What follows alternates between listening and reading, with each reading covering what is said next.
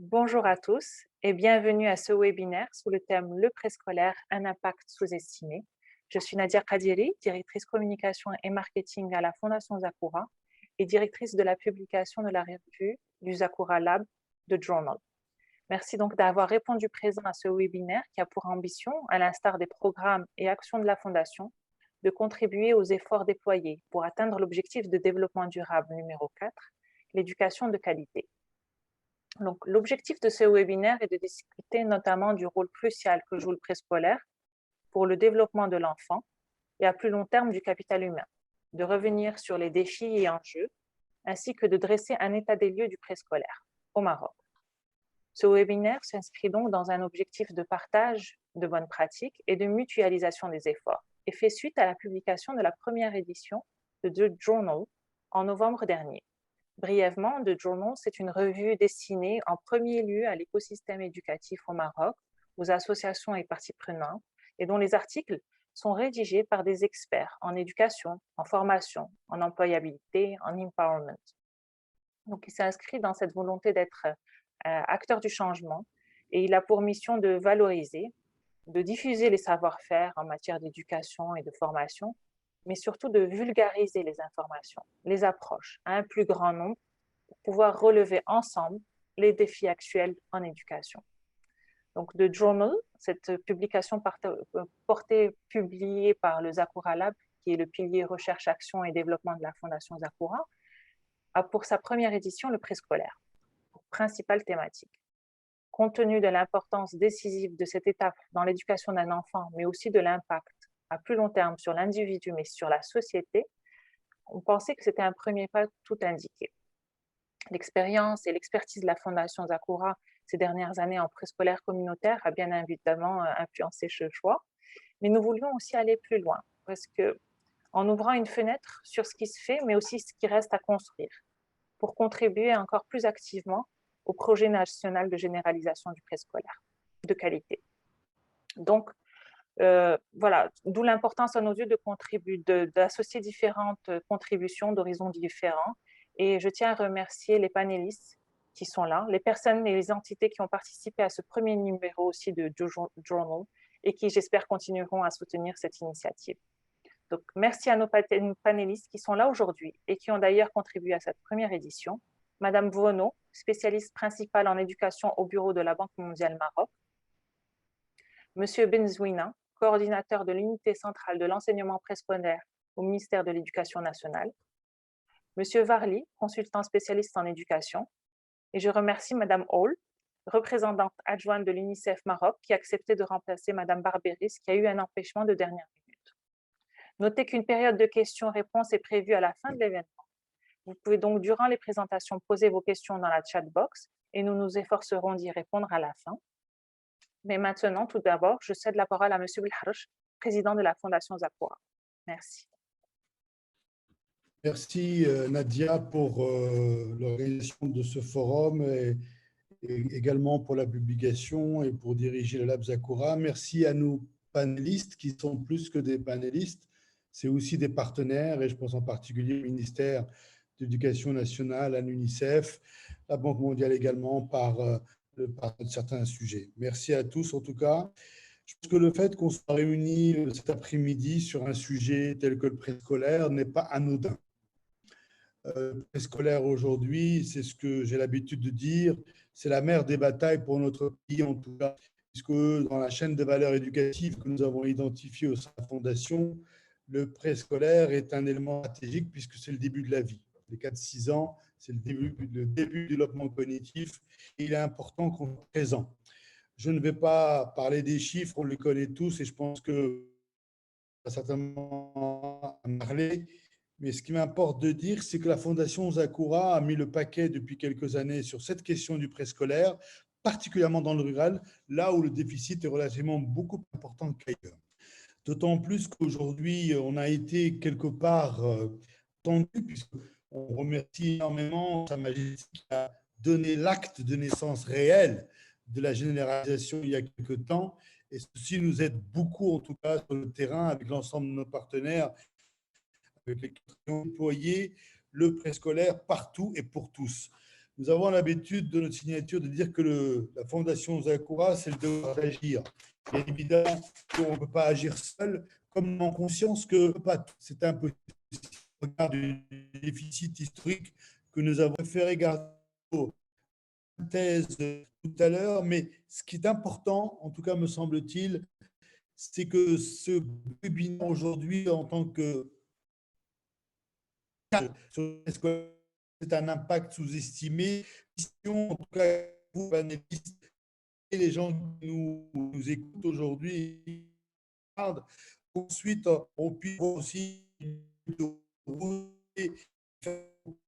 continuer à agir avec la progression de ce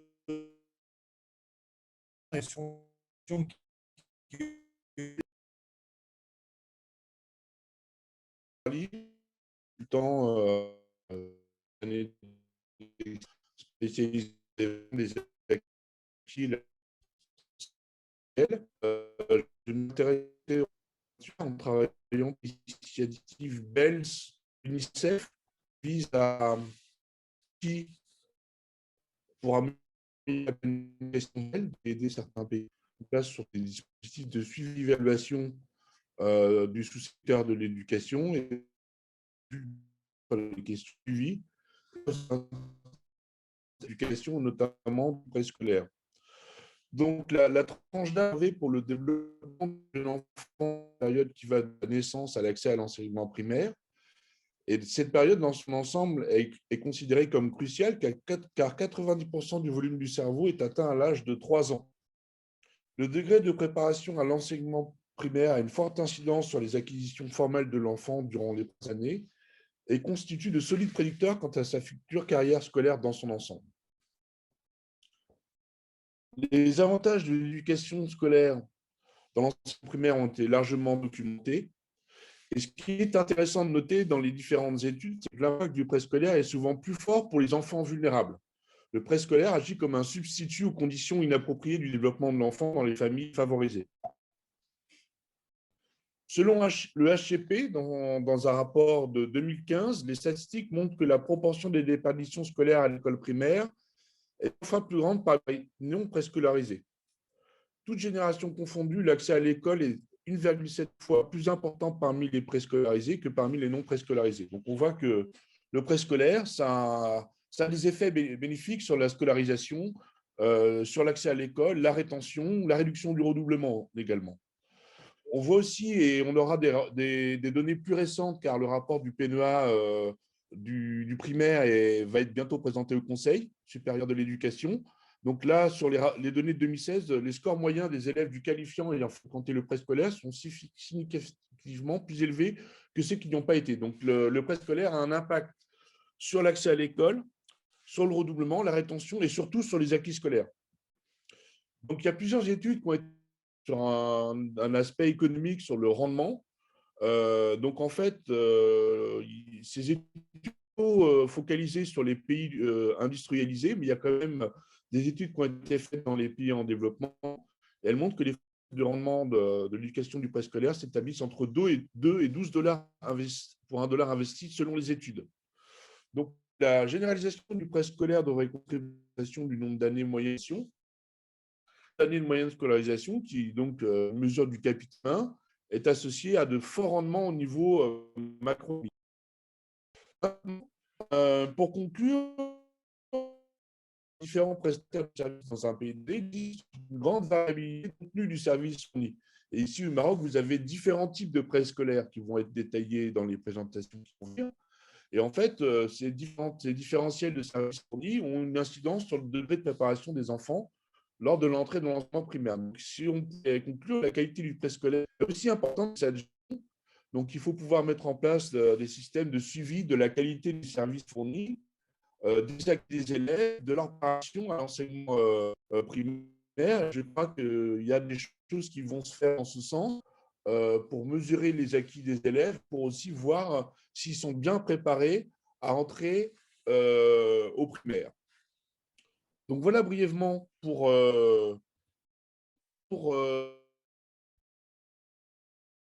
Et ce qu'il faut retenir, c'est que donc, les rendements sont polymorphes sur l'accès à l'école, sur la rétention, le redoublement, sur les acquis. Et finalement, l'investissement dans le préscolaire a des rendements économiques à long terme, et notamment au Maroc. Merci. Merci Pierre. Merci Pierre pour cette introduction qui nous met un peu dans, qui installe l'intervention scolaire dans la chaîne de valeur éducative de l'enfant et donc des êtres humains, des hommes, qu'on sera plus tard. Aujourd'hui, au regard de ce qu'on vient d'entendre, comment cette dynamique de généralisation et comment elle s'inscrit dans la stratégie et où est-ce que vous en êtes aujourd'hui, Siam Jdel? Tout d'abord, permettez-moi de vous remercier pour l'organisation de ce webinaire et puis également pour l'invitation à y participer. Également, je vous remercie d'abord également pour le choix judicieux de la scolaire pour la première de la du journal. Et puis, par rapport à votre question, donc, je vais être un petit peu bref pour laisser la parole aux autres et aux questions-réponses. Donc, mon intervention va s'articuler principalement sur 3 points essentiels. D'abord, on va mettre en c'est-à-dire essayer de présenter un petit peu le cadre de référence qui régit un petit peu le développement du préscolaire. La deuxième des choses, je vais vous présenter un petit peu la situation du préscolaire, également en focus le préscolaire juste après la date du 18 juillet 2018 qui représente une date historique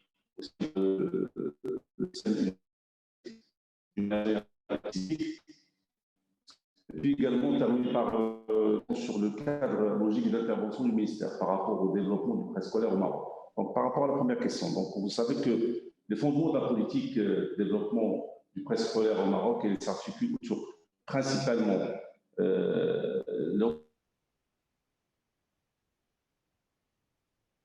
ces orientations sont contenues dans différents discours. Et également, elles étaient couronnées par la lettre adressée aux participants à la journée nationale dédiée au préscolaire organisée à Scarat le 18 juillet 2018. Cette lettre qui représente pour nous une feuille de route. Également la constitution du royaume qui estime que l'enseignement fondamental est un droit de l'enfant et également une obligation aussi bien pour la famille que pour l'État. Donc également parmi le référentiel de notre politique, il y a la vision stratégique. La vision stratégique 2015-2030 qui a été présentée à Sa Majesté le roi Kobi Rassis en mai 2015 et qui présente un petit peu les orientations stratégiques pour l'ensemble du système éducatif et principalement pour le préscolaire. Elle a même consacré un pilier, le deuxième pilier de la vision stratégique pour le préscolaire, d'où l'importance du préscolaire. Donc, également la loi cadre 51-17, cette loi cadre un petit peu qui coule les choix stratégiques de cette vision stratégique. Et puis, il représente et il assure la continuité ou la pérennisation de cette loi. Donc, il y a même deux articles qui ont été consacrés au préscolaire, celle qui parle du délai de 3 ans pour intégrer le préscolaire dans le cycle primaire, et même la question de la généralisation du préscolaire dans un délai de 6 ans pour englober avec le cycle primaire, ce qu'on appelle, et le cycle collégien, ce qu'on appelle le cycle d'obligation de la scolarité. Donc, voilà grosso modo, donc, les fondements de la politique de développement du préscolaire au Maroc. Maintenant, par rapport à la question de l'association du préscolaire au Maroc. Donc, juste après le lancement du programme national de développement et de la promotion du enseignement scolaire, donc une dynamique s'est installée. Donc, les chiffres montrent parfaitement cette dynamique. Donc, on a passé en termes d'enfants préscolarisés d'un nombre à peu près de 700 000 à plus de 900 000. Donc, ce qui représente, au début, c'était en 2017-2018, à peu près 49% de taux de préscolarisation.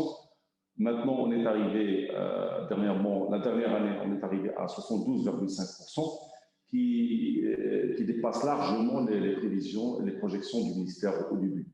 On tablait sur un pourcentage de 57%, on est arrivé à 72,5%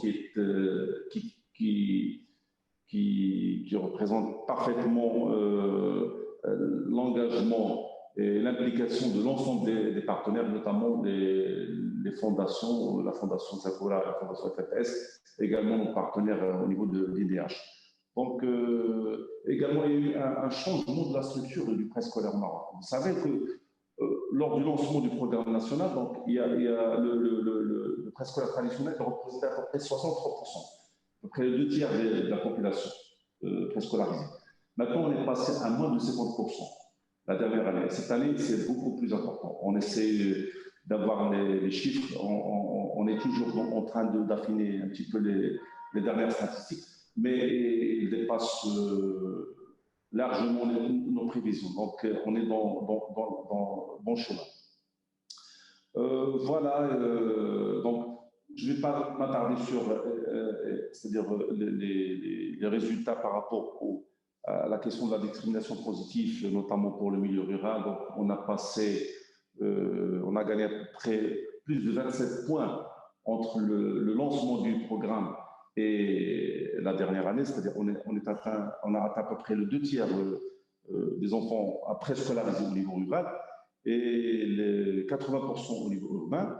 Et puis également par rapport aux filles, donc on a enregistré un gain de 24 points en termes de pourcentage, c'est-à-dire on est arrivé à 69% des filles préscolarisées, aussi bien en rural qu'en urbain. Voilà, grosso modo, par rapport à la question quelques chiffres, quelques agrégats qui présentent, qui mettent en valeur c'est-à-dire la situation du préscolaire Maroc. Par rapport au cadre logique, vous savez que d'après la promulgation de la loi cadre, donc, le ministère a opté pour la gestion par projet. Donc, on a essayé de décliner la loi cadre par projet. Donc, on a un portefeuille de 18 projets. Et parmi ces projets, on trouve le premier projet, c'est le projet de la promotion du préscolaire et l'accélération de son rythme de généralisation. Donc, nous poursuivons notre ambition qui est portée par principalement 3 objectifs stratégiques par rapport au cadre logique d'intervention. Donc, la première des choses, c'est d'assurer la généralisation d'un préscolaire équitable et inclusif. Équitable en termes territorial, spatial, et puis également en termes parité genre, et également équitable en termes d'inclusion des enfants à besoins spécifiques. Donc voilà, le premier objectif, c'est de généraliser, notamment à travers la sensibilisation des parents, l'amélioration de la gestion de la préscolarité, également l'extension de l'offre avec l'implication et la complémentarité avec les autres partenaires. Et je salue par cette occasion nos partenaires de l'IDH et les fondations. Et puis également, le deuxième objectif stratégique porté par notre stratégie, c'est de garantir la qualité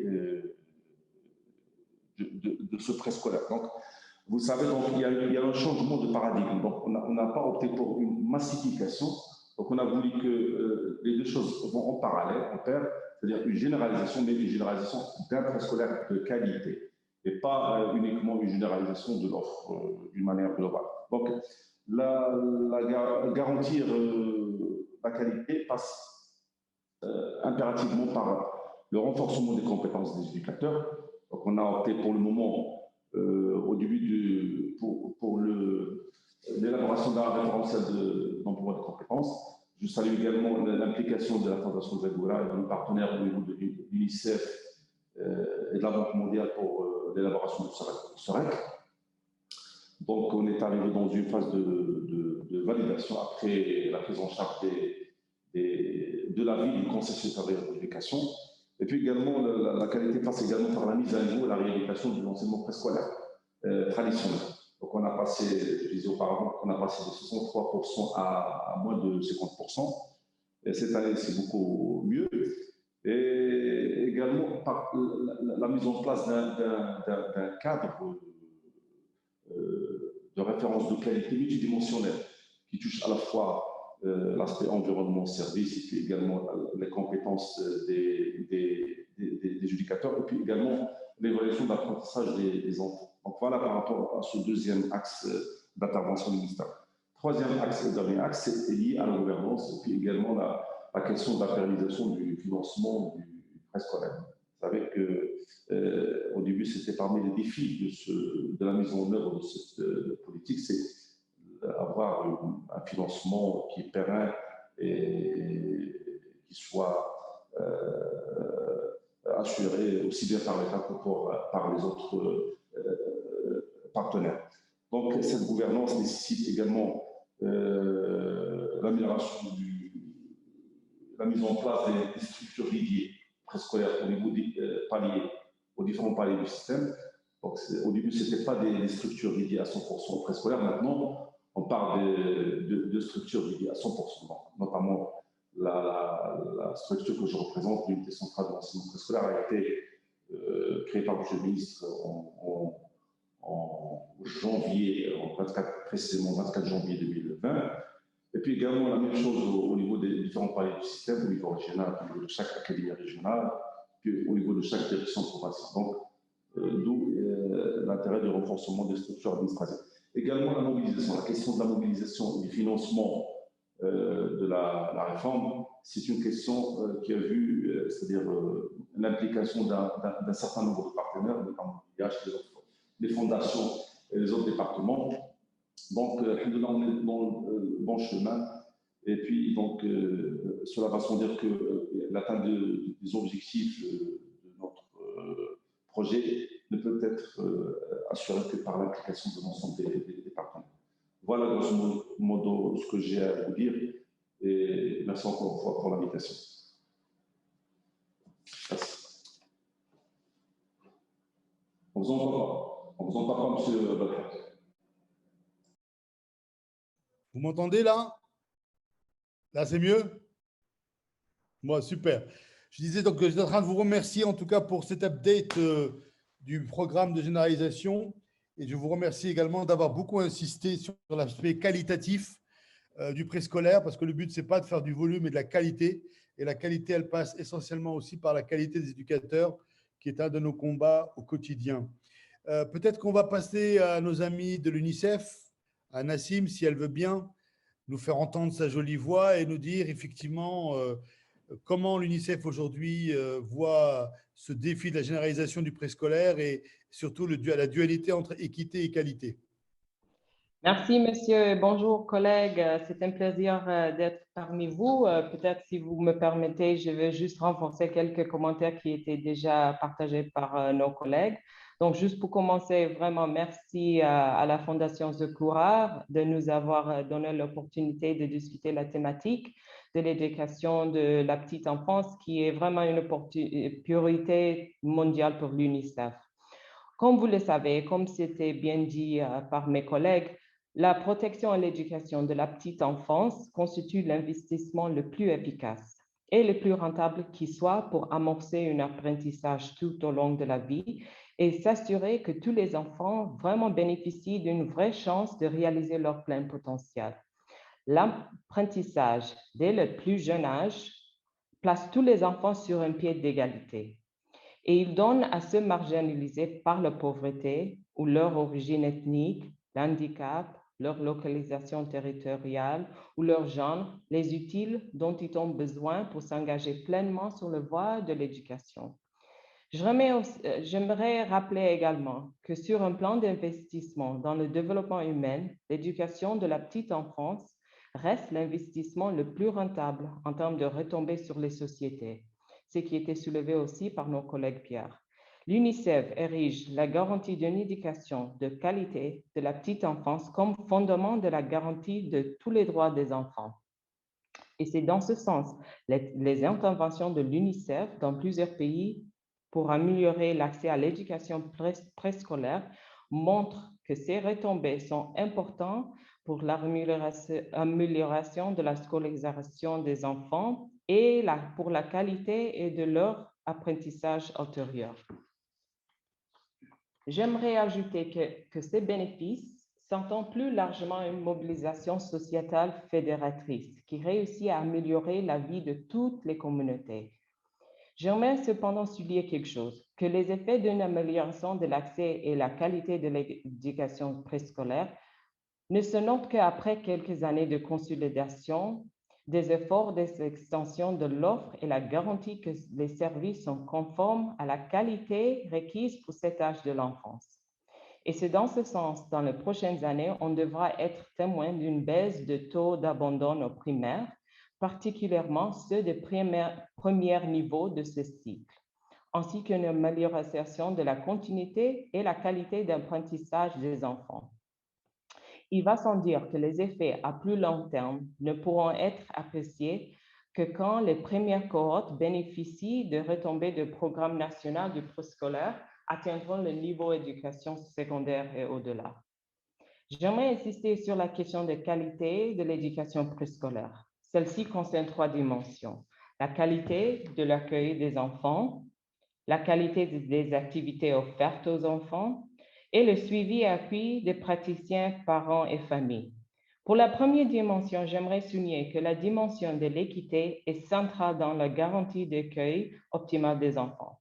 Et c'est dans ce sens, les enfants à besoins spécifiques, en situation de handicap ou à forte précarité, doivent recevoir un soin particulier, capable de pallier et corriger le manque de stimulation ou les difficultés d'apprentissage qu'ils peuvent avoir.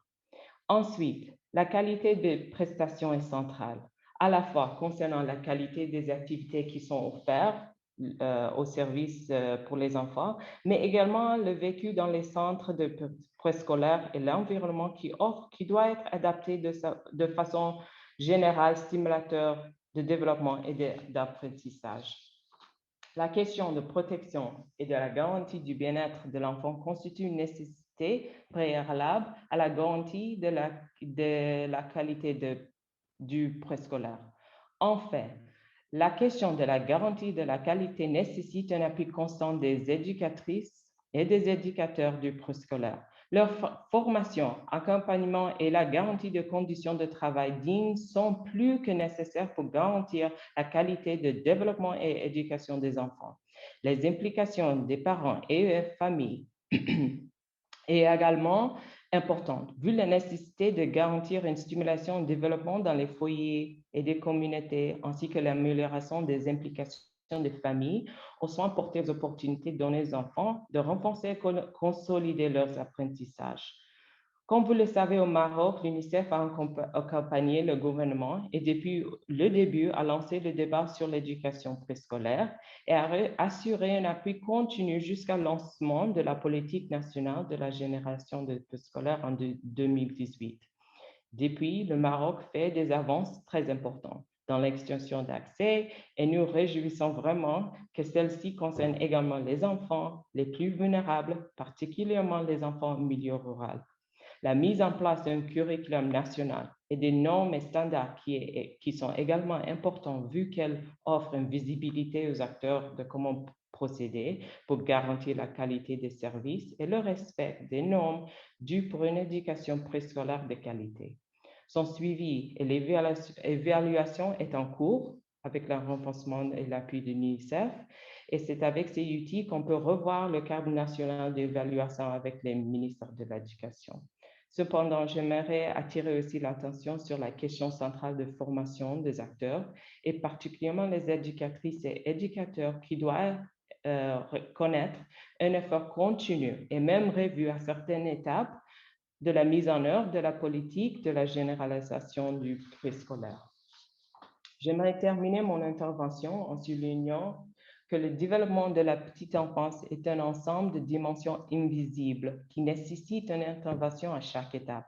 Et c'est dans ce sens la cohérence entre l'ensemble des services à la petite enfance est primordiale pour garantir une chaîne de services capable de garantir le plus grand niveau de retombées bénéfiques pour les enfants, mais également un renforcement mutuel des services entre eux.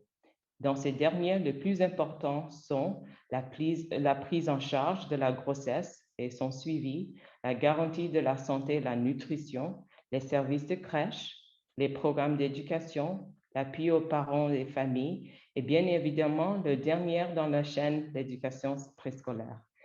Il va sans dire que la question de la protection et de la violence et la garantie d'un environnement positif pour tous les enfants est une condition indispensable pour toute la chaîne. L'UNICEF continuera à appuyer la politique nationale du préscolaire, mais renforcera davantage une articulation multisectorielle capable de garantir une cohérence de l'offre de services pour la petite enfance. Et à ce titre, en plus de collaboration avec la ministre de l'Éducation sur l'éducation préscolaire, l'UNICEF appuie également le développement d'un programme d'éducation parentale basé sur la parentalité positive avec le ministère du Développement social. L'UNICEF lancera incessamment un chantier de revue de renforcement des services publics de crèche avec le ministère de la Jeunesse et du Sport. Enfin, nous collaborons avec les ministères chargés de la protection des enfants pour améliorer la question des enfants abandonnés ou encore les enfants migrants. Pour finir, j'aimerais encore une fois remercier pour ce séminaire et adresser mes vifs remerciements au ministère de l'Éducation pour l'effort qui continue pour renforcer le référentiel national de qualité de l'éducation préscolaire et garantir une amélioration continue de qualité de service. J'en profite aussi pour annoncer également que nous sommes en train de travailler sur la question d'inclusion des enfants en situation de handicap dans l'éducation préscolaire avec la direction des curriculaires avec le ministère de l'Éducation. Merci encore une fois et shukran. Merci, merci Nassim pour ces inputs et surtout d'avoir insisté également sur la dimension qualitative. Et j'avoue que là aussi, je voudrais réinsister sur le travail colossal qui a été fait par le ministère sur le cadre de référence. C'est vraiment un travail colossal. Toutefois, je voudrais quand même réinsister pour que le prochain travail colossal se fasse sur la qualité des éducateurs, un vrai référentiel. Et c'est là où la Fondation Zakura, en tout cas, à travers l'académie que nous avons mis en place, on voudrait vraiment contribuer à accélérer la mise en œuvre de ce référentiel, sachant qu'aujourd'hui, tout le monde commence à vouloir s'intéresser au préscolaire. Il faut qu'on évite que les gens fassent un peu n'importe quoi. Mais je fais confiance à Sibon Zmouna et ses équipes de régler ça le plus rapidement possible. Donc, on va passer voir maintenant Louise de la Banque mondiale qui va nous parler un petit peu du préscolaire et qui va faire un petit peu la relation entre l'impact et les performances dans le classement. Et on vous donne la main, Louise. Merci, merci bien. Je pense que je suis allée un peu trop vite dans ma présentation, donc je vais l'arrêter. Peut-être que pendant que je arrête ma présentation, je voudrais faire comme tout le monde, commencer par remercier effectivement la Fondation Zakura pour l'opportunité que nous avons de discuter de ce sujet qui est un sujet non seulement d'actualité, mais également d'importance capitale. Nous avons l'habitude de voir des gouvernements, parce que c'est leur responsabilité, des institutions publiques s'intéresser à ce genre de thématiques, le secteur privé de plus en plus. Et je pense que la contribution et la participation de tous, y compris de la société civile à ce sujet, ne pourra que permettre d'avancer de manière qualitative, comme vous venez de le rappeler, mais également certaine. Je n'irai pas dans beaucoup de détails parce que beaucoup de ce que j'ai dit a déjà été dit. Je voudrais juste commencer par rappeler ou nous rappeler à tous qu'aussi bien la croissance économique que le développement se nourrissent de l'interaction entre différents types de capital. Il y a le capital physique, donc qui est, on commencera peut-être par le capital naturel qui est composé des fossiles, composé du pétrole, de toutes les ressources naturelles que nous connaissons. Il y a le capital physique qui est composé des routes et autres produits qui servent ensuite au développement des pays. Et enfin, il y a le capital humain. Et le capital humain se compose donc de l'ensemble des connaissances, des compétences, mais également des conditions de santé que les individus accumulent tout le long de leur vie et qui leur permet non seulement d'améliorer leur vie personnelle, mais également d'être des membres productifs de la société. D'où l'importance, en fait, lorsqu'on veut lutter contre la pauvreté, lorsqu'on veut créer des sociétés inclusives ou plus inclusives, lorsque l'on voudrait s'assurer que le plus grand nombre de citoyens dans un pays participent à la création des richesses de ce pays, d'où la nécessité de s'intéresser à la question du capital humain. Ce que l'on voit également dans le monde, c'est qu'au fur et à mesure que les pays se développent, le rôle du capital humain se renforce. De manière générale, 41% de la richesse des pays à faible revenu de manière générale, 41% de la richesse des pays à faible revenu est basée sur son capital humain, alors que dans des pays beaucoup plus développés, la valeur du capital humain va jusqu'à 70%.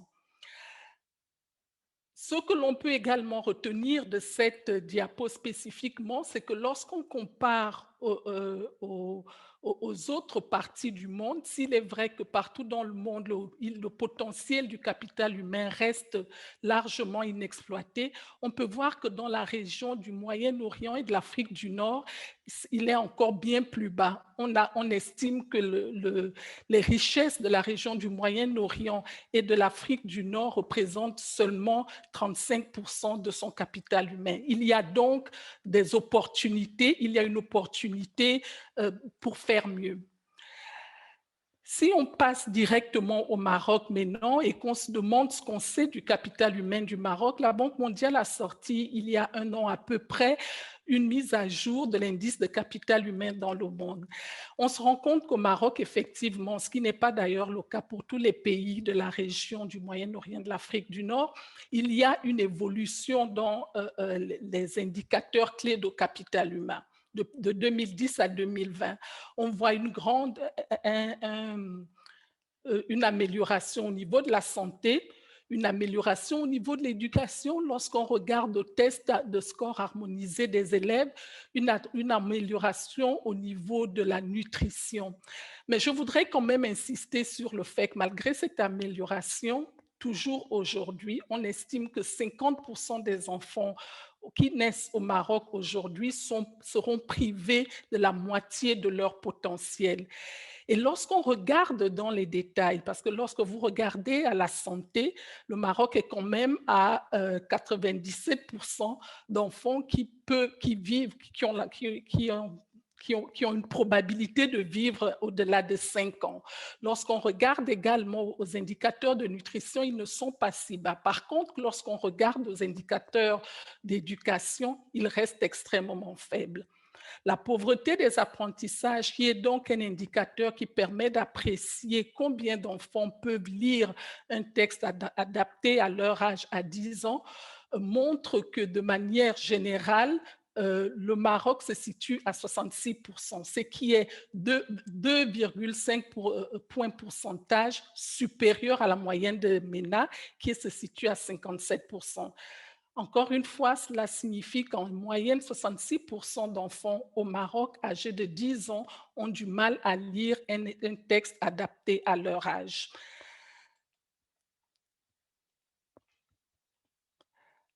Lorsque l'on parle de capital humain, de quoi est-ce qu'il s'agit? Il s'agit donc de l'investissement dans le capital humain, il s'agit d'investir dans la nutrition, les soins de santé, la qualité de l'éducation, l'emploi et le développement des compétences, de manière à ce que le pays profite pleinement de son potentiel humain. Aujourd'hui, nous allons nous focaliser sur la partie du préscolaire, mais on voit bien qu'il y a plusieurs étapes, dont des étapes déjà avant le préscolaire, sur lesquelles on pourrait activer pour renforcer ce capital humain. Nous avons tous vu des graphes similaires.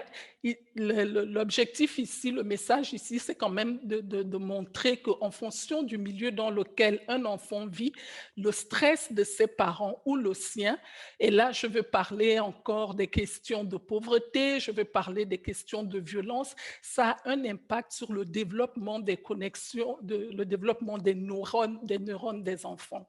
Et plus un enfant a des neurones développés, et plus ses facultés, ses habilités cognitives vont être développées. L'objectif de cette diapo, c'est vraiment de montrer que déjà, très très tôt, à partir de 3 ans, on observe déjà une différence en matière de vocabulaire dans les enfants en fonction de leur milieu d'origine. Vous avez tout en dessous, donc des enfants qui font partie du dernier décile. Leur niveau de vocabulaire est beaucoup plus faible que les enfants qui appartiennent au groupe des plus riches. Et ça, entre 3 et 6 ans. Ce qui veut dire que les enfants, lorsqu'ils s'en vont à l'école déjà, ils commencent avec une différence et certains avec beaucoup plus de retard. Ça me rappelle d'ailleurs qu'il y a à peine 1 heure, j'étais en train de lire un article qui vient de la Grande-Bretagne qui montre que la clôture des écoles a un fort impact sur les capacités des enfants à parler, en fait, leur capacité de communiquer. Ce qui montre combien, et ça, il s'agit d'un indicateur extrêmement important pour la réussite scolaire. Je ne reviendrai pas sur ce qui est essentiel pour un enseignement préscolaire de qualité, ça a été montré, mais je veux quand même rappeler que l'enseignement préscolaire aide au développement cognitif et socio-émotionnel, à l'équité. On en a parlé, les enfants de milieux les plus défavorisés en profitent le plus, et ensuite au développement des milieux favorables. Différentes études longitudinales ont été faites et qui permettent de montrer que le préscolaire a un impact à court terme. Les élèves ont de meilleures performances scolaires, ça a été dit. Au niveau de la vie professionnelle, à moyen terme, en ce qu'elle constitue, les enfants qui vont à l'école maternelle ont accès à ont accès à des emplois plus qualifiés, et il y a des études qui montrent également que la fréquentation d'un préscolaire génère des gains intergénérationnels.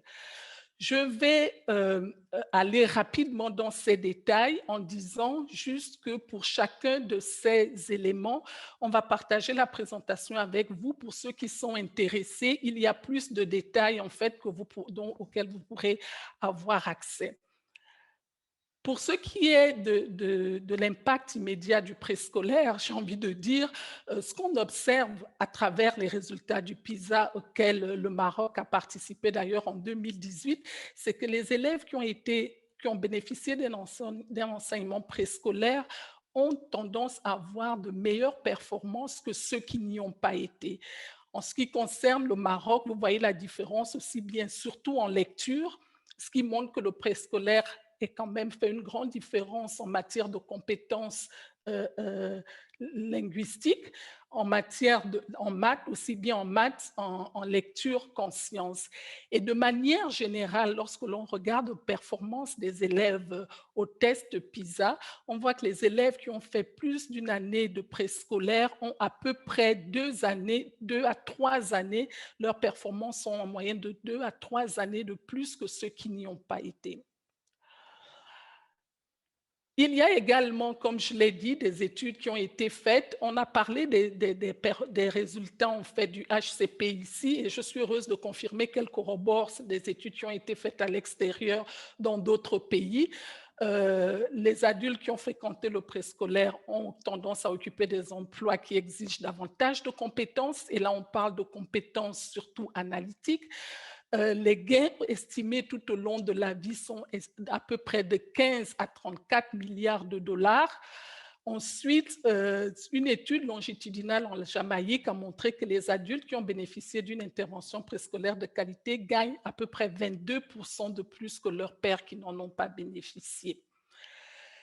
Les gains intergénérationnels, il y a une étude en fait qui a été faite aux États-Unis et qui au mois de mai 2019 a analysé l'impact du préscolaire sur une génération de personnes qui avaient 50 ans, c'est-à-dire qu'il y a 50 ans qu'ils ont commencé, puis on a continué à les suivre. On s'est rendu compte que 67% d'enfants qui ont été au préscolaire terminent leurs études secondaires sans interruption, contre 40 pour les autres. On peut montrer que 59% ont un emploi à plein temps ou en auto-emploi et que 60% n'ont jamais été renvoyés de l'école, drogués ou arrêtés. Je n'entrerai pas dans les détails du préscolaire de qualité, vous aurez la présentation.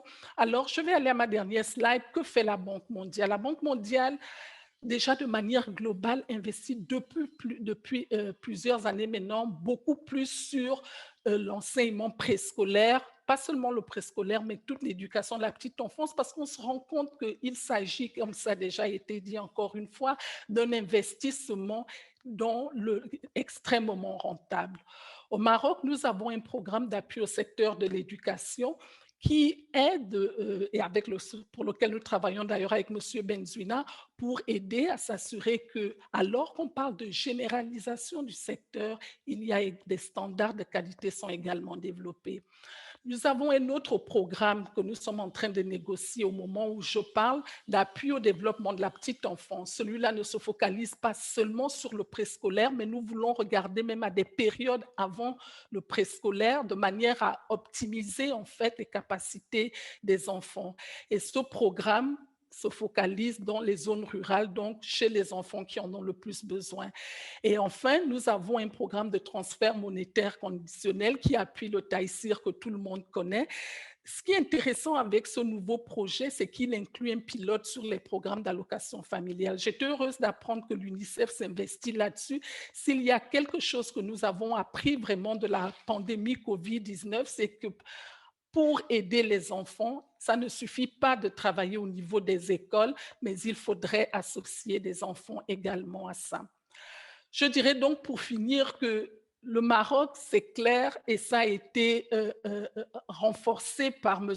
Benzouina, a pour aspiration, en fait, de rendre ce pays meilleur, en fait, pour les prochaines générations. Et si on doit le faire, c'est aujourd'hui absolument que nous devons commencer à nous mettre.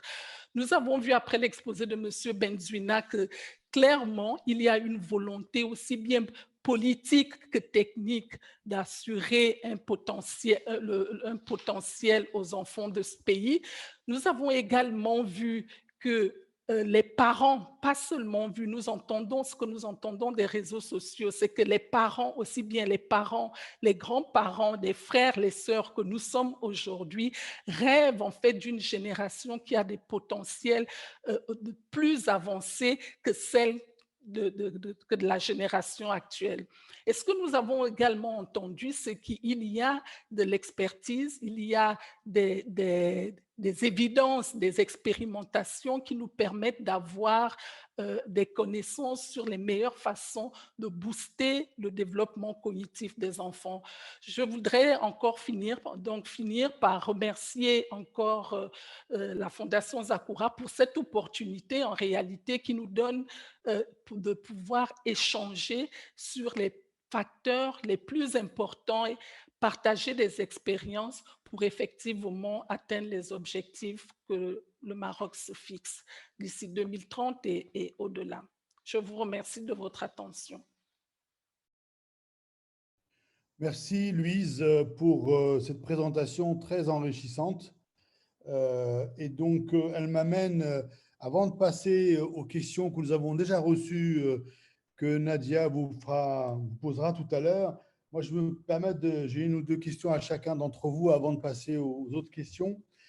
Peut-être tout de suite, Siab Jdlil, au regard de ce que je viens d'entendre de la part de Louise et même de Nassim tout à l'heure, le programme de généralisation est bien parti, mais en même temps, je suppose que vous avez identifié des enjeux précis, surtout des freins. Quels sont les freins qui pourraient, si on pouvait les travailler, qui pourraient accélérer cette mise en œuvre? Oui, tout à fait. C'est effectivement. Donc, il y a eu vous savez, comme pour chaque approche de gestion de projet, donc, on met ce qu'on appelle une cartographie des risques. Donc, il y a pas mal de défis qu'on a pu relever par rapport au déploiement du programme national. Donc, la première des choses, c'est la qualité des ressources humaines. C'est-à-dire la disponibilité de ressources humaines de qualité qui peuvent porter cette réforme. C'est le premier défi entre nous.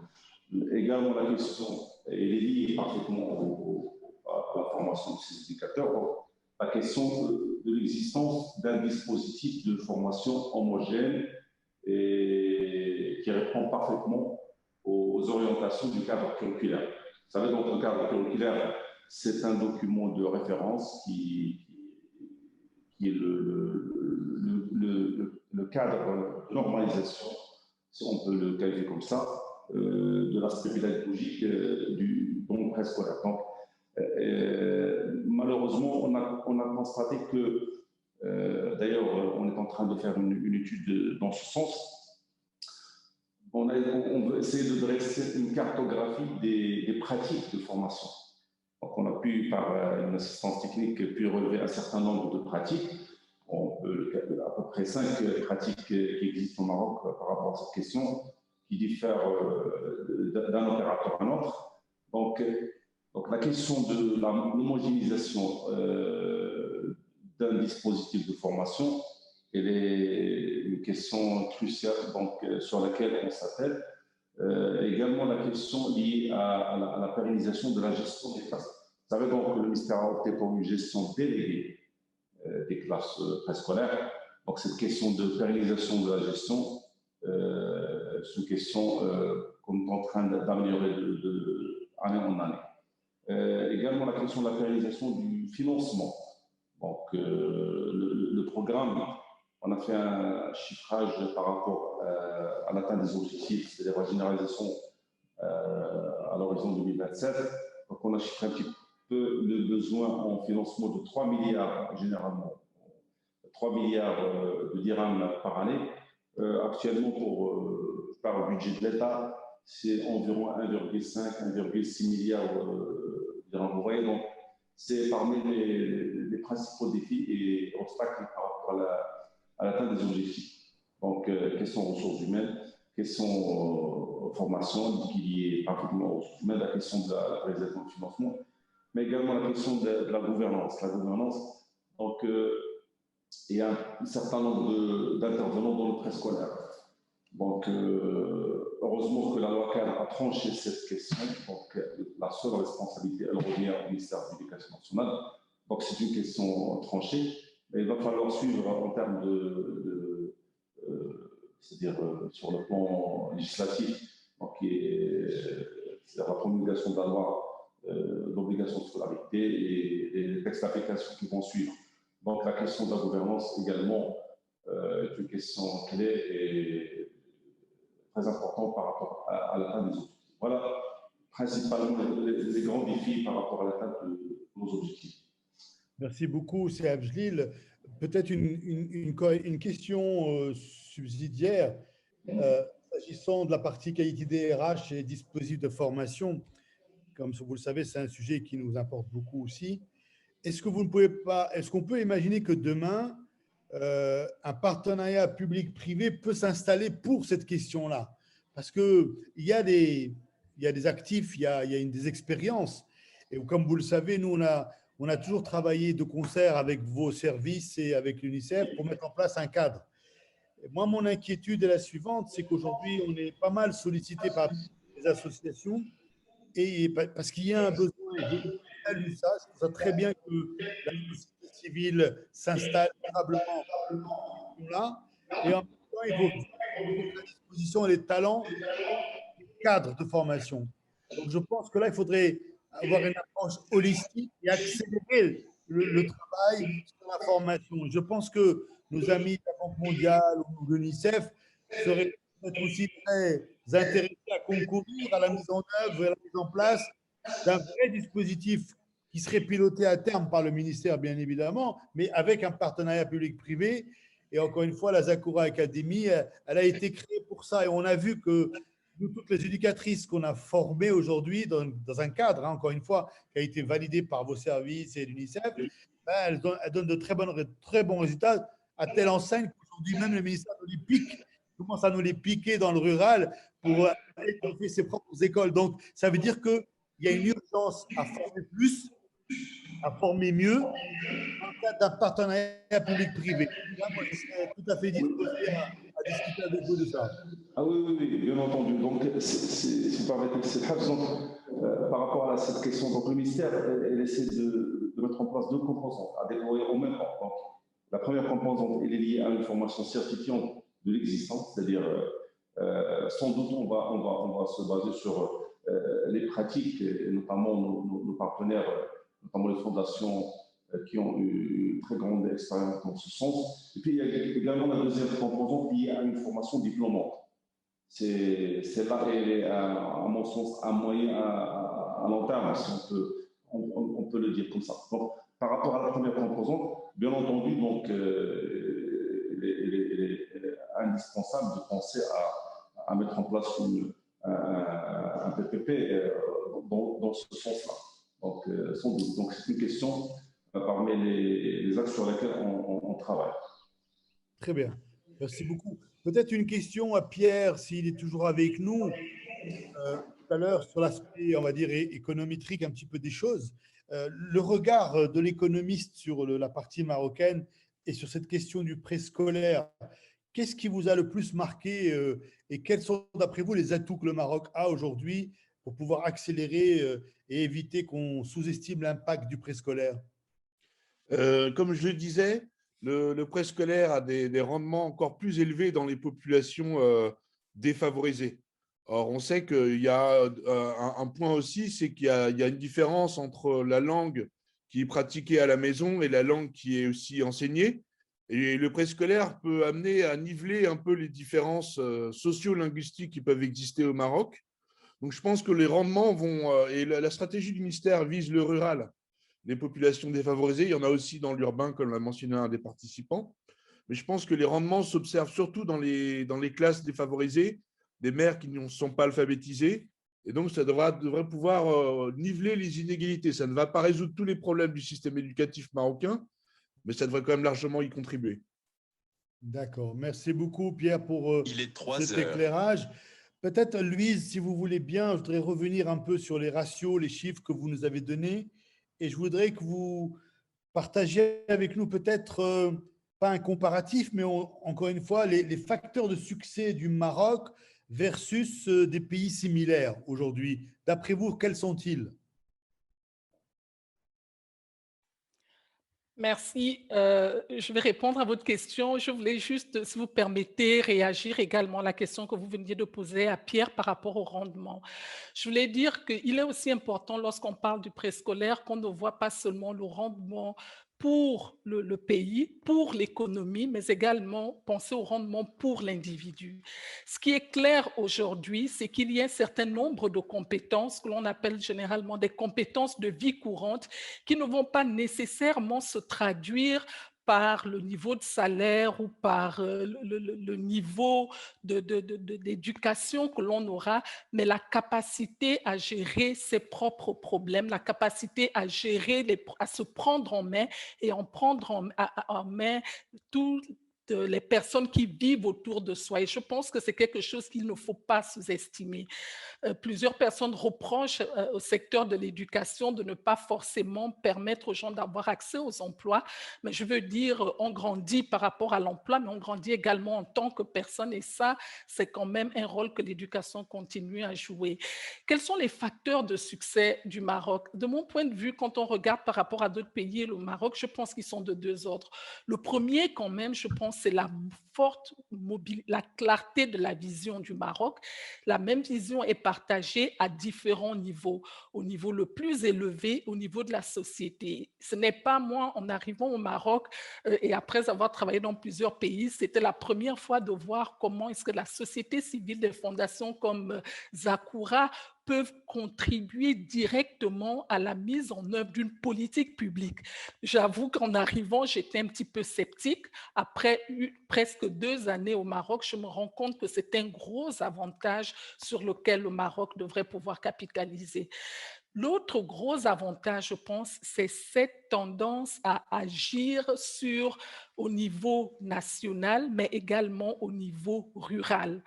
Je pense que la multiplicité des acteurs, tout en assurant une certaine coordination, est quelque chose sur lequel le Maroc devrait pouvoir bâtir. Évidemment, ça ne vient pas sans enjeux ou sans défis. Ça multiplie les acteurs et ça demande une coordination beaucoup plus forte, c'est clair. Mais je pense qu'en termes de généralisation, en termes d'adoption de standards, puisqu'il y a quand même une certaine organisation, ça présente énormément d'avantages sur lesquels le Maroc devrait pouvoir bâtir et consolider. Le dernier point, et l'UNICEF en a parlé un petit peu tout à l'heure, c'est le suivi de ces actions. Le défi du secteur de l'éducation, c'est qu'on ne développe pas une politique et on s'assied en se disant on a quelque chose de bien.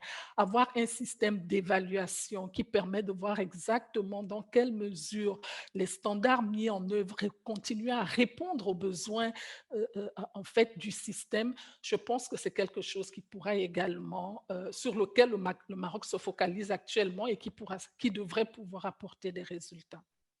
Merci. Merci, Louise, pour votre éclairage. Une question à Nassim avant de passer aux questions collectives que Nadia prépare. Tout à l'heure, vous avez beaucoup parlé de qualité et vous avez bien fait et vous êtes rentré dans le détail de ce que vous entendiez par la qualité. Est-ce que vous pourriez revenir dessus, s'il vous plaît? Oui, bien sûr. On a parlé de qualité dans des différents angles. Première chose, on a parlé de qualité au niveau des implémentations de tous ces standards et normes au niveau des préscolaires. Bien sûr, la formation est très importante, mais pas les formations comme Louise vient de dire, une fois, 2 fois, mais continuer, c'est toujours essayer d'améliorer et vraiment toucher les aspects qui manquent un peu dans les différentes formations qui existent.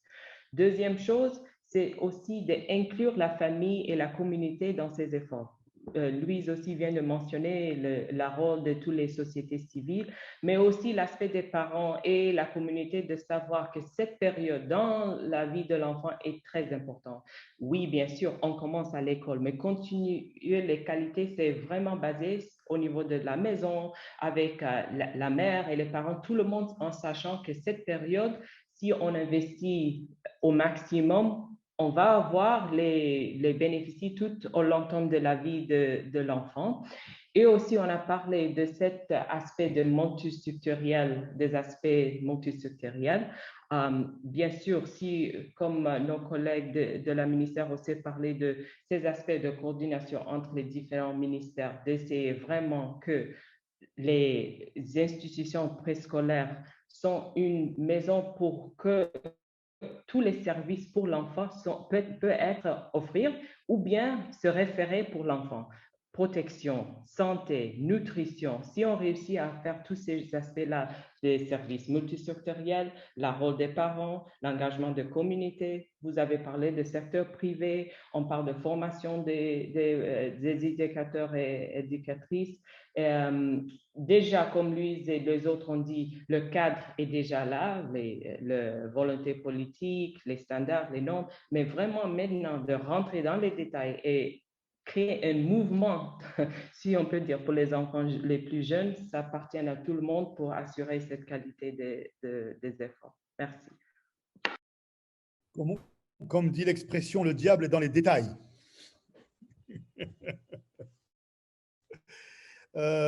Nadia, peut-être, on va passer aux questions qui ont été posées par nos amis qui participent avec nous à cette conférence.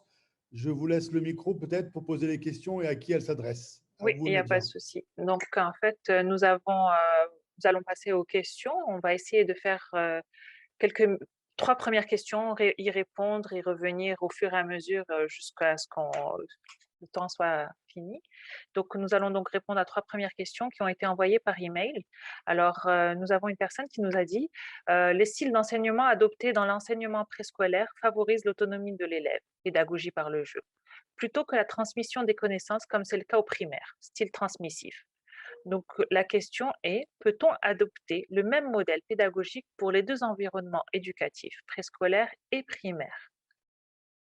Donc, je ne sais pas si une personne en particulier voudrait répondre à la question, ou peut-être Madame Hall. Peut-être je peux commencer et les autres peuvent ajouter. Si j'ai bien compris, c'est utiliser cet aspect pédagogique au niveau primaire et commencer même au préscolaire. C'est correct? Je pense que c'est dans le sens de, en fait, celui du préscolaire est bien parce qu'il adopte la pédagogie du jeu, etc. Et donc, l'utiliser aussi bien au primaire puisqu'il marche au préscolaire. Ouais. Oui, bon, ça fait 6 semaines que Excusez-moi, je je suis vais au juste demander à Maroc. M. Benzouina le micro. Oui, pardon. Merci. Non, c'était juste pour dire que oui, je viens d'arriver au Maroc, mais ce qui est clair, et j'ai bien entendu que le curriculum est déjà être dans un processus de réforme et c'est toujours en train de revoir un peu cet aspect pédagogique. Mais bien sûr, au niveau d'évidence, au niveau global, c'est sûr que ces aspects qui sont vraiment utilisés au niveau les plus bas avec le petite enfance et les préscolaires, des stimulations, des développements actifs, c'est vraiment la meilleure façon que les élèves apprennent les différents sujets qu'on parle parce qu'ils ne sont pas coupables à cet stage de vraiment s'asseoir et prendre tous ces notes et travailler dans cette manière un peu assez, comment dire, systématique.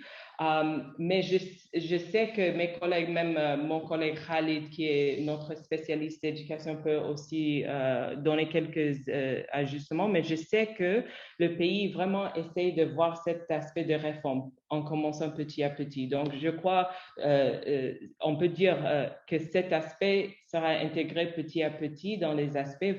Déjà, cet aspect de compétences de vie, et on essaie de vraiment intégrer dans tous les aspects au niveau de curricula, mais aussi paracurricula. Et ça n'empêche pas aussi de commencer avec les plus jeunes, mais je sais Louise et les autres peuvent ajouter aussi. Merci. Merci. Est-ce que quelqu'un voudrait ajouter quelque chose? Oui, si je peux me permettre. Je soutiens tout à fait ce que Nassim a dit par rapport aux efforts effectivement qui sont entrepris actuellement pour améliorer le contenu des programmes. Je pense que ce qu'il est aussi important de souligner, et j'en profite pour le faire, c'est que l'éducation change et elle évolue de la même façon que le monde change et évolue. On reproche souvent au secteur de l'éducation de ne pas suffisamment préparer les apprenants au monde auquel ils vont être confrontés. La réalité, c'est que on ne peut pas, enfin, je ne pourrais pas dire qu'on ne peut pas. La réalité, c'est que s'il est vrai qu'au niveau du préscolaire, la pédagogie par le jeu est l'approche qui soit la plus adaptée, le type de pédagogie évolue également avec l'évolution cognitive en fait de l'enfant. Le jeu est central au préscolaire. Il ne va peut-être pas il ne va pas avoir la même centralité au niveau du primaire. La continuité, toutefois, est qu'aujourd'hui, nous devons aider les enfants à avoir un esprit critique. Il ne s'agit même pas tant d'acquérir des connaissances parce que la réalité, et tous les enseignants vous le diront, si en tant qu'enseignant vous dites quelque chose et que vos élèves ont des téléphones, ils vont regarder tout de suite dessus et ils vont vous corriger. La connaissance est là. Le défi pour les enfants aujourd'hui, c'est vraiment qu'est-ce que nous faisons de la connaissance qui est disponible. Et c'est ça qui fait la différence réellement entre des niveaux préscolaires, primaires et au niveau secondaire et j'en passe. C'est la capacité d'analyser l'information qui est disponible. Donc oui, il est important qu'on continue un petit peu avec le jeu au niveau du primaire, mais le jeu ne peut pas être central dans les techniques d'apprentissage. Et ce, déjà parce que les capacités cognitives des enfants évoluent avec l'âge et ils sont capables de faire mieux. Merci.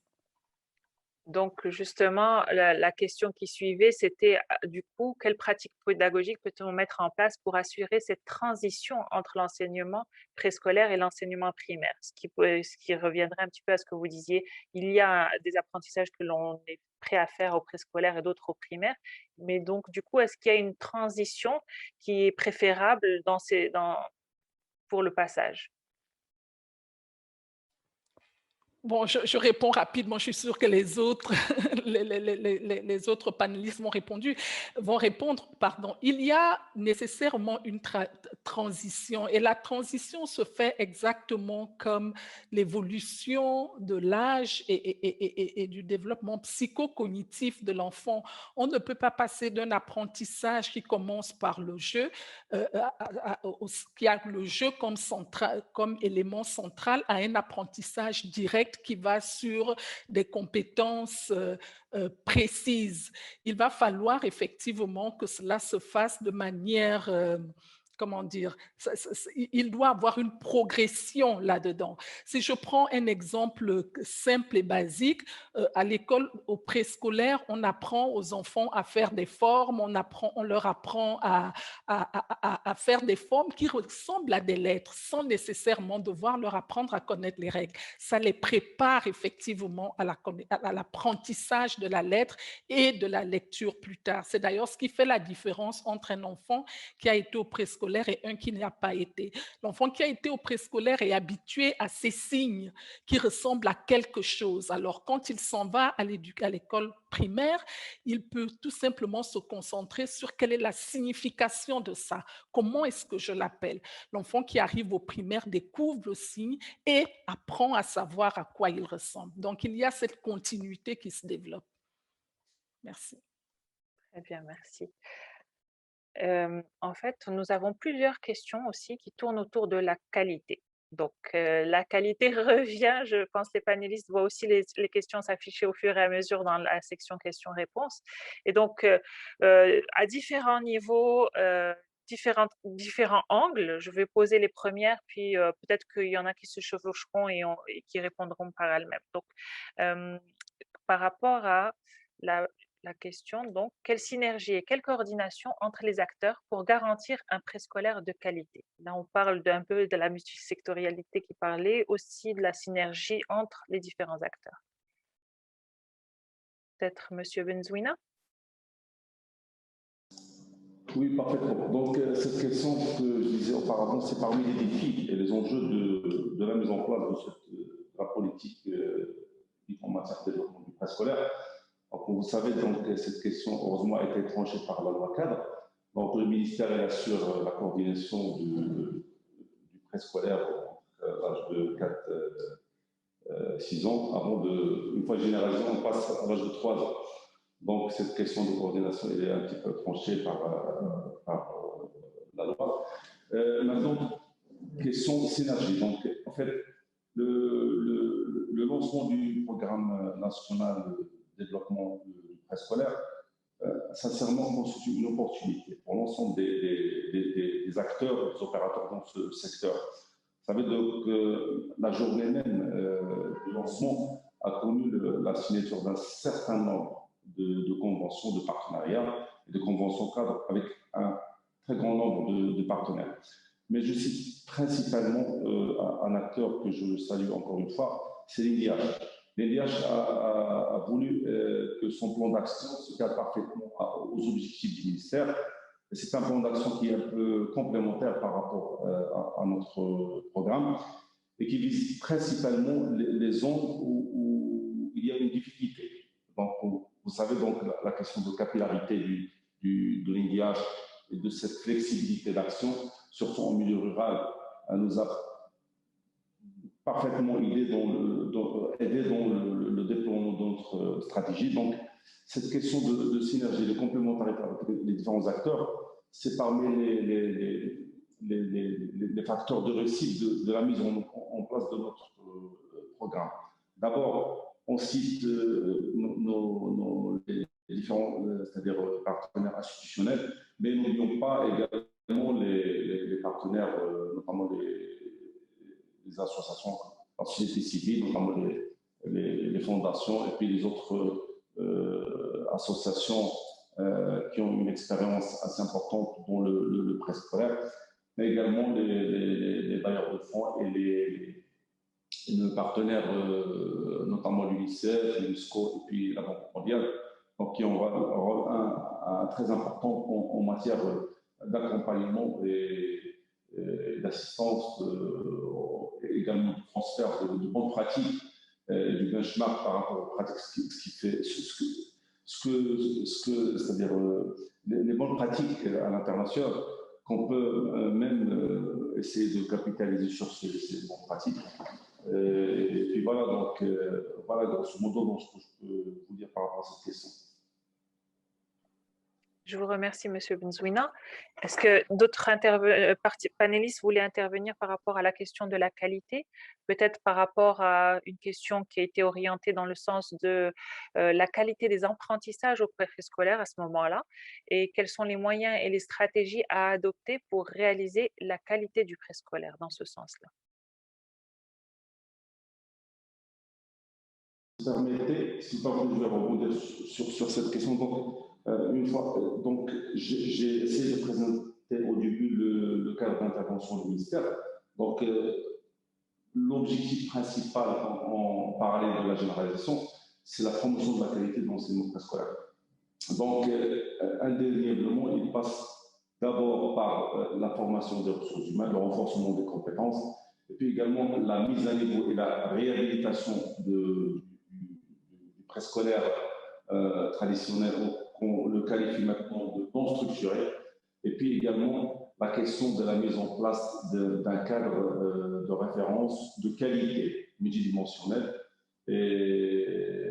c'est-à-dire il touche à la fois la qualité des services. Vous savez donc le ministère, depuis 2019, a déjà publié tout un kit de guides et de manuels de procédures liés à plusieurs dimensions de qualité. Il y a des guides qui sont liés bien entendu, en plus du cadre curriculaire et du guide pédagogique, il y a pas mal de guides qui sont liés à la gestion, les guides liés à la construction, c'est-à-dire un guide pour la construction des unités de préscolaire, un guide pour la qualité des équipements, un guide pour la mise en place du cadre curriculaire, également des guides pour la formation des éducateurs, des guides pour la gestion des risques, guides pour l'évaluation de la qualité, toute une grille d'évaluation de la qualité qui touche au préalable, c'était au début, il touche deux dimensions, la dimension service, environnement d'apprentissage, et puis également la qualité des éducateurs. Mais on est en train de l'actualiser en ajoutant la troisième dimension liée à l'évaluation de l'apprentissage des enfants. Il y a tout un cadre de référence de qualité multidimension qui a été mis en place par le ministère. Et puis également, sans oublier la question de la formation qui est indispensable. Je disais auparavant qu'on est en train de constituer une feuille de route pour essayer de standardiser et harmoniser ce dispositif de formation. Donc voilà principalement les principaux intrants de la qualité sur laquelle le ministère travaille. Je vous remercie, Monsieur Benzouina. Justement, on me pose la question, la publication des standards, d'accord, mais jusqu'à quel point leur respect et leur application est là et pénalisé éventuellement, etc. Donc, en fait, concrètement, qu'est-ce qui se passe une fois que tous ces guides existent, ces référentiels sont présents? Comment cela se passe réellement? Oui, effectivement. Donc, j'ai parlé de la question de l'évaluation de la qualité. Donc, on est en train de mettre en place tout un dispositif d'évaluation qu'on va par la suite l'implémenter dans un système d'information. Donc, c'est un système, bien entendu, qui nécessite un certain nombre de facteurs de réussite, notamment des agents que je qualifie des agents de changement au niveau de terrain. Donc, vous disiez que pas nécessairement on a les guides, on les a diffusés, mais c'est la question de l'applicabilité de ces guides, également l'appropriation de ces guides par les différents acteurs du terrain. Donc, on a essayé de mettre en place un dispositif d'évaluation de cette qualité. Cette évaluation multicritère qui touche, je disais, l'aspect environnement, service, c'est-à-dire la qualité des unités scolaires en termes de construction, en termes de respect des normes de construction, également en termes de respect des équipements appropriés à cet âge, également en termes d'outils de travail utilisés par les éducateurs, également de pratiques de ces éducateurs, et également en termes acquis et apprentissage de ces enfants. Donc, je vous assure que le ministère est en train de mettre en place tout un dispositif lié à cette question d'évaluation pour pouvoir évaluer la mise en place de ces différents lots.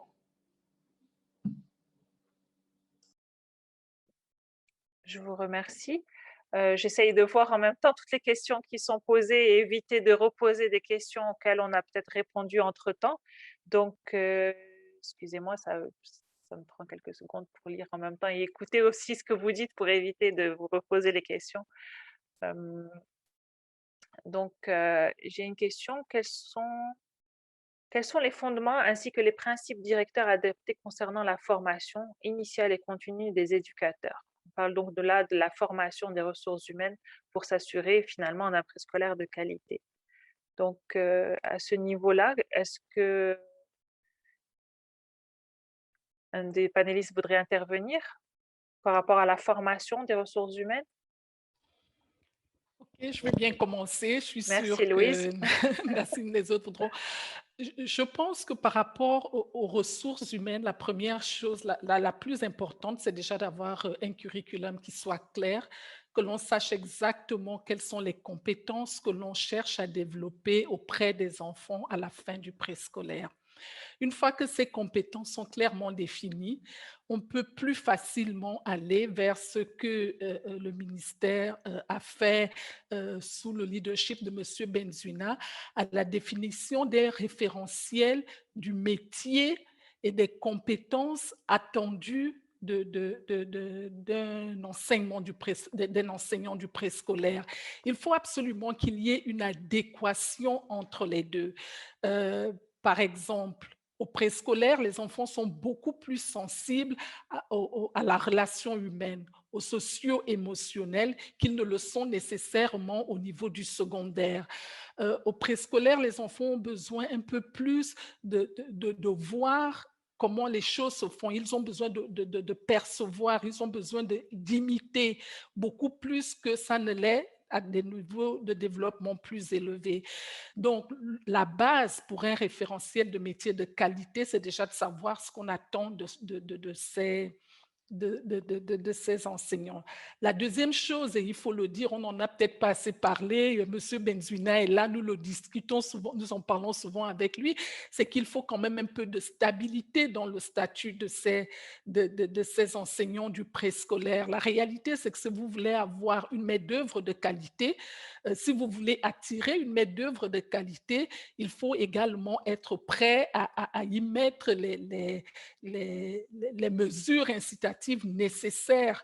Le salaire est important, mais quand on ne peut pas augmenter le salaire, il faudrait au moins mettre en place un cadre en fait qui permet d'attirer des candidats qui quelquefois sont intéressés par le métier, mais qui ne veulent pas tout simplement parce que l'image que l'on se fait de l'enseignant du préscolaire, l'image que la société se fait même de cette partie des structures préscolaires n'est pas favorable pour attirer des candidats qui sont capables de produire un travail de bonne qualité.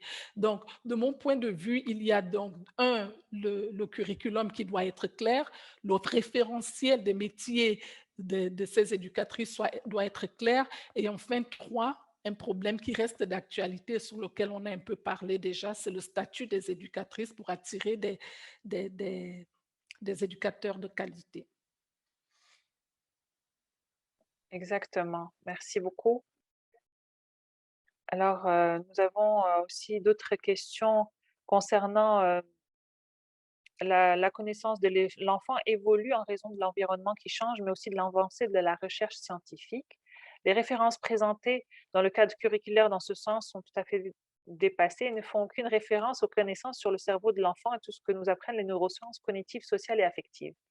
La question est, cela n'impacte-t-il pas négativement le développement de la qualité? Donc, j'ai lu la question. Est-ce que Madame Hall voudrait participer à cette réponse? Pardon, je m'excuse, j'ai pas bien entendu la question. Oui, bien sûr. Donc, la connaissance de l'enfant évolue en raison de l'environnement qui change, mais aussi de l'avancée de la recherche scientifique. Il faut parler des neurosciences cognitives, sociales et affectives. Du coup, finalement, est-ce que tout ça n'impacte pas négativement le développement de la qualité quand on n'en parle pas dans le cadre curriculaire, selon la personne, selon ce qui est dit par la personne? Et c'est quoi qui impacte négativement tous ces changements? C'est ça que... C'est le fait qu'elles ne sont peut-être pas encore mises à jour, les références aux connaissances sur le cerveau de ok. l'enfant. Oui, bien sûr. Comme on discutait avant, on sait que c'est un processus qui évolue tout le temps. Bien sûr, nous tous en apprenons chaque fois. Comme vous le savez, certainement pour le petit enfant, ça paraît comme chaque mois, il y a quelque chose de nouveau qu'on doit intégrer dans notre philosophie et manière de travailler avec les enfants. Mais ça ne veut pas dire qu'on doit changer chaque fois, à chaque étape, tout ce qu'on est en train de faire. Bien sûr, ce qu'on a dit, on a des formations qui sont toujours améliorées, avec basées sur une curricula qui est bien clarifiée. Louise a aussi mentionné ces défis des enseignants qui sont toujours en train de se renouveler. Bien sûr, c'est aussi un défi, mais bien sûr, on peut toujours intégrer ces éléments dans une manière graduelle. Et comme on vient de dire, même avec le COVID, on a appris que même les enfants les plus jeunes peuvent utiliser des ordinateurs, peuvent apprendre en distance. Mais est-ce que c'est optimal? On est tous en train de bien apprendre. Que sont les éléments qu'on peut intégrer, même à les âges les plus jeunes, mais dans une manière systématique et bien basée sur d'évidence, et pas que dès qu'on voit qu'on a cette crise, par exemple, tout le monde est basé sur des ordinateurs tout au long de la journée. Donc, bien sûr, nous tous, on évolue, mais si on essaie de vraiment intégrer des choses dans une manière assez systématique, on arrivera d'avoir un curricula et une approche d'enseigner les élèves qui, comme des collègues ont dit, donne les skills, on peut dire, à les élèves qui approchent ce qu'on a besoin d'utiliser dans la vie. Ouais. Merci. Donc, c'est après un peu de garder cette approche évolutive de tout le cadre, etc. Et d'apprendre de nos apprentissages nous-mêmes aussi, finalement. Justement, oui, bien sûr. Par rapport à cette question, quelques éléments. Vous savez que le cadre curriculaire, avant 2019, il n'existait pas. Donc, on n'avait pas un cadre curriculaire. Heureusement, pour le Maroc, on a un seul cadre curriculaire qui régit un petit peu tout ce qui est aspect pédagogique lié à ce cycle. Donc, ça, c'est une première. Donc, effectivement, il n'est pas un document, un cadre statique.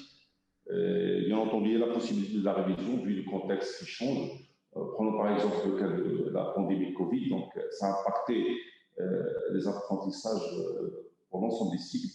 La question de la digitalisation des contenus, et donc ça va sans doute impacter donc, le cadre curriculaire. Mais je voulais attirer votre attention par rapport à cette question du cadre curriculaire. Donc vous savez que le cadre curriculaire reste toujours un cadre curriculaire, mais entendu, il y a des documents qui en découlent. Il y a ce qu'on appelle le guide pédagogique. C'est un guide qui découle du cadre curriculaire. Il essaie d'expliciter davantage quelques aspects qui n'étaient pas assez développés dans le cadre curriculaire. Et on trouve par la suite ce qu'on appelle les collections pédagogiques. Les collections qui sont commercialisées, donc notamment celui qui a été, je pense, de la Fondation Zagora a été accrédité par le ministère. Donc vous savez, donc, il y a une déclinaison de ce cadre. Il y a une innovation, une ingénierie qui est liée à, mais reste toujours qui respectent parfaitement les orientations, les grandes orientations du cadre curriculaire.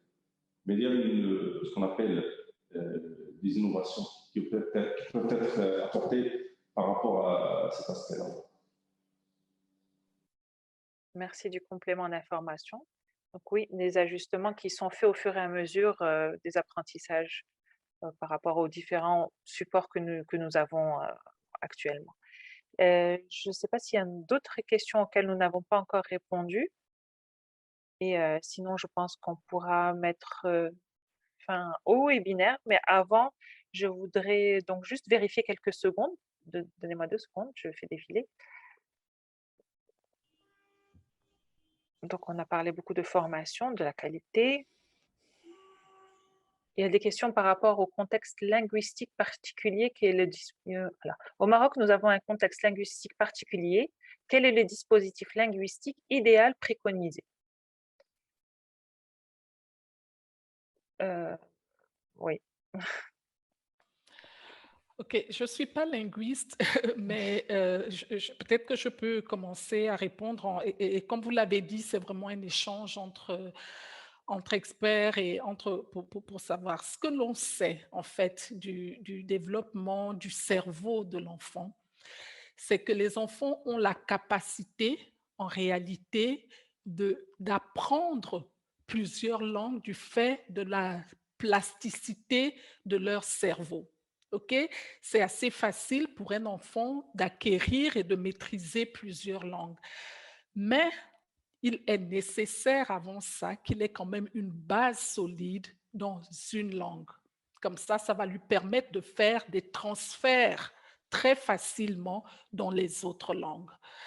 À mon avis, c'est vraiment un problème de pédagogie. Si un pays décide de centrer son système éducatif autour de plusieurs langues, il va falloir que le programme de ce pays en tienne compte, j'ai envie de dire. On ne peut pas rajouter une langue sans que le curriculum ne soit conçu de manière à permettre à l'enfant de construire la maîtrise de la deuxième langue sur la première. Et d'après ce que j'ai lu de différentes, désolé, il y a des travaux à côté de moi, ce que j'ai lu, plusieurs études montrent qu'en réalité, si un enfant arrive parfaitement à maîtriser 2 langues, la structure de son cerveau devrait lui permettre en parler 3, 4 ou 5. Le plus gros défi, effectivement, c'est déjà d'avoir une structure du cerveau qui soit assez solide pour maîtriser 2 langues avec des bases grammaticales qui lui permettent ce transfert. Je vous remercie pour l'information. C'est clair que le sujet est vaste et qu'on pourrait s'étendre indéfiniment aujourd'hui même, mais là, il y a le ftour bientôt. Non, je rigole. En fait, donc, voilà. Merci beaucoup, en tout cas, pour toutes vos interventions, toutes les questions. Merci à notre panéliste pour votre présence et la qualité de vos interventions. Merci aux participants qui ont joué le jeu, qui ont posé les questions. Peut-être qu'on n'a pas pu répondre à toutes les questions, mais on pourra refaire un prochain webinaire où on abordera d'autres angles et y répondre également. Donc voilà, nous espérons que vous avez apprécié ce moment d'échange que nous avons donc l'intention de réitérer. Peut-être pour un second numéro justement de la revue de Journal qui sera consacré à l'introduction du digital en éducation rurale dans un objectif de compréhension, mais aussi de tribu à réduire la fracture éducative et numérique. Donc voilà, appel aux contributions. C'est comme ça que le journal est construit un petit peu. C'est avec la contribution des experts, que ce soit dans la thématique numérique ou par la suite sur d'autres thématiques. Donc je voudrais donc encore une fois remercier Madame Vono, Madame Hall, Monsieur Benzouina, Monsieur Varli, Monsieur Belharch et toutes les personnes présentes aujourd'hui. Je ne sais pas si vous avez un petit mot de la fin. Je vous laisse la parole, bien sûr.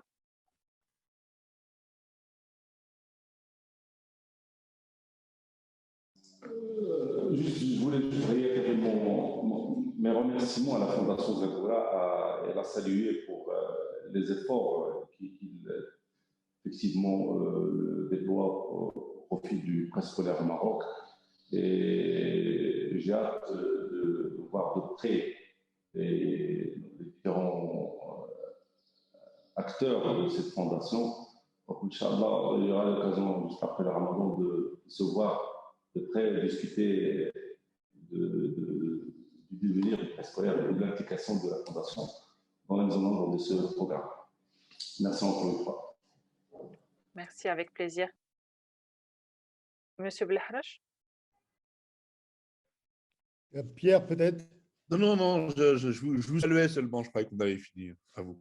Bien, écoutez, non, moi, je voulais encore une fois vous remercier très chaleureusement et sincèrement pour votre présence à ce panel et insister essentiellement sur le fait que la Fondation, en tout cas, son ADN est le préscolaire, son ADN est sauver des enfants, donner un espoir de vie dans un pays qui en vaut la peine.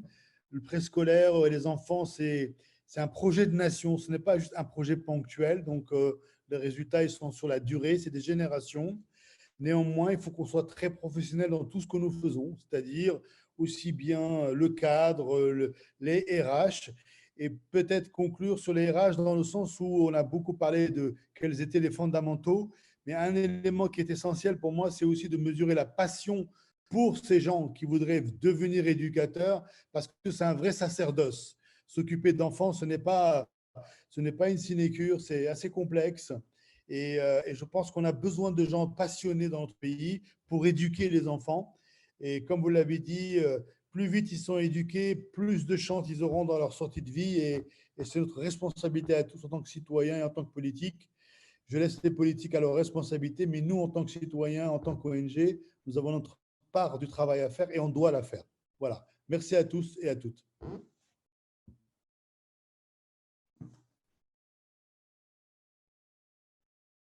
Madame Vonneau, peut-être un petit mot? Oh non, j'oserais pas. J'oserais pas. Après le mot du président de la Fondation, je pense que, et je pense qu'il a très bien dit ce que je pensais. Voilà. C'est bon, on le partage, mais je vais quand même me permettre, puisque vous me donnez l'opportunité, de lui dire que je pense effectivement que vous avez une plateforme qui permet à la société civile d'engager, d'échanger sur des réformes qui ont un fondement basé sur des évidences et de l'expérimentation. Parce que si vous ne le faites pas, ça laisse de l'espace à d'autres personnes qui ne comprennent pas nécessairement, qui ont des intérêts divergents de dire des choses alors que les gens ne les comprennent pas. Mais je ne dirais pas plus que ça. Merci et félicitations encore. Merci à tous. Donc, je vais mettre fin au webinaire. Je vous remercie donc, et à très bientôt et très bonne fin d'après-midi à tous. Merci. Au revoir. Au revoir.